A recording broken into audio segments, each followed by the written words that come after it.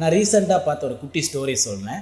ஒரு ஏர்போர்ட்டில் வந்து ஒரு பணக்கார நபரும், இன்னொரு பக்கம் 2 சூட்கேஸை தூக்கிக்கிட்டு ஓரளவுக்கு சாதாரணமாக இருக்கிற ஒரு சயின்டிஸ்ட்டுமே கூட மீட் பண்ணிடுறாங்க.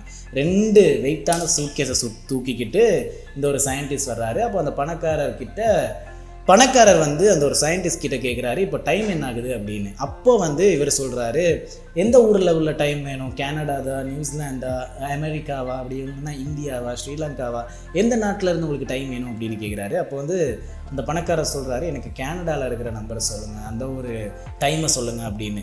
அப்போ வந்து இவருமே கூட யோசிச்சுட்டு பார்த்துட்டு ஓகேன்னு டைமை சொல்லிடுறாரு. அதுக்கப்புறம் இதில் கால் வருது, கால் பேசுகிறாரு, மெயில் வருது, மெயிலை பார்த்துக்கிறாரு, ஃபோட்டோலாம் போட்டிருக்கு, அப்பப்போ கேப்சர் பண்ணுறாரு, சாங்ஸ் கேட்குறாரு. இப்போ தான் இந்த ஒரு ஸ்மார்ட் வாட்ச்லாம் வந்திருக்கு.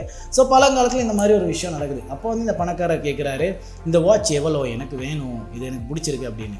இப்போ இவர் சொல்கிறாரு, நான் எவ்வளோ கஷ்டப்பட்டு கண்டுபிடிச்சேன் தெரியுமா, எனக்கு அப்படிலாம் கொடுத்துட முடியாது தெரியுமா அப்படிங்கிறாரு. அதுக்கப்புறம் இல்லை, உங்களுக்கு என்ன விலை மதிப்பு வேணும் அப்படிங்கிறத சொல்லுங்கள், நான் கண்டிப்பாக இந்த வாட்சை வாங்கிக்கிறேன் அப்படிங்கிறாரு. ஸோ அப்படி இருக்கும்போது இவர் சொல்கிறாரு, ஓகே எனக்கு $1000 வேணும் அப்படின்னு சொல்கிறாரு. ஓகேவா, இவருமே கூட $1000 அப்படின்னு ஷாக் ஆகிட்டு ஃபஸ்ட்டு.